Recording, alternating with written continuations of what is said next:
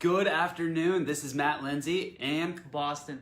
that's right. We're here at Precision Home Group here in Anchorage. We want to come to you guys and talk to you about the power of leverage through real estate. Now, we've had a real life example of a client that Boston here is working with.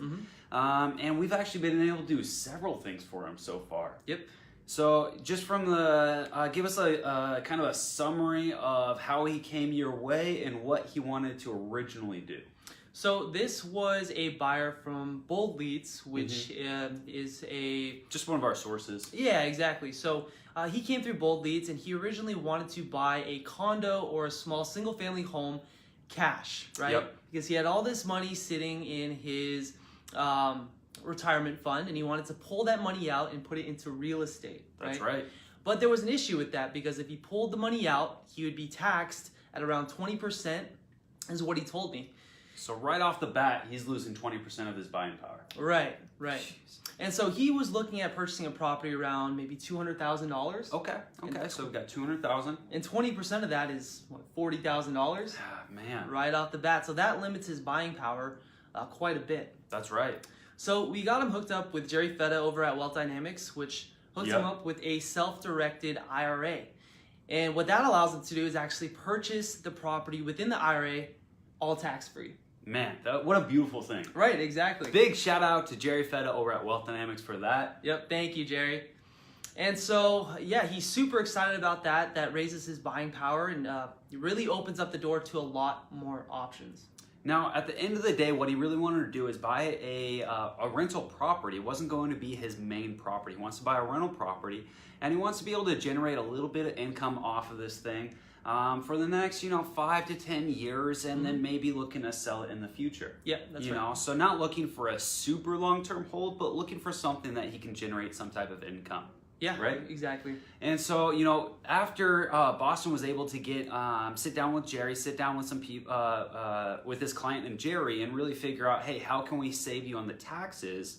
What we're also starting to do is look at, hey, we're putting cash down. Why buy this property outright? Why not leverage the cash that he has into getting a bigger property, a multifamily property with more doors, more security, and more income coming in? Yep.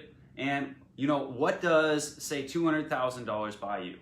That can get you potentially $1 million of real estate, right? That's right. So here in Alaska, we have some loan programs that is a 20% down, and the term is 30 years with a 30-year amortization. So it's almost like a residential loan, even though it's a commercial loan for 5+ units. And so what we're looking at is some 10, some 12 unit buildings. I think we're looking at a 9 unit this morning. That really made sense. Yep. So, there's a different thinking as it pertains to real estate, where taking on debt is not this big scary thing. Taking on debt is not a bad thing by any means, as long as you can still service that debt and make the numbers work and cash flow after all expenses. Exactly. And at the end of the day, that's what this client really wanted to do, right?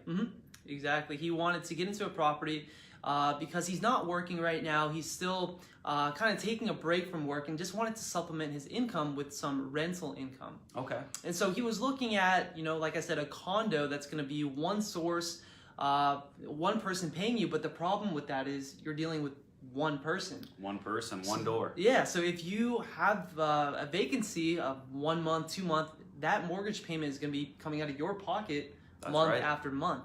But if you have a bigger property with more doors, even if you have 1 or 2 units vacant at a time, you're still going to be able to pay for your mortgage and possibly still cash flow if it's a good property that makes sense, right? That's right. And we're not going to put him in a property that doesn't make sense.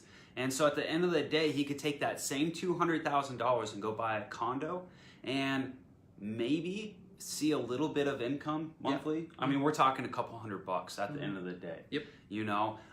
Or we could put that in a multifamily property, pull out some debt on that property as well, and really start adding some income to himself with the security of having multiple doors. Right. Also the tax advantages and everything else that come with it. So we're actually going to help him create more income from having more doors and pulling debt than buying something in cash. Beauty of leverage. Yep, that's right. That's awesome. So hey, thanks guys for joining us. Really appreciate it. Really great topic. Glad that Boston could share that with us today. So we'll be back with you guys later on talking more about real estate.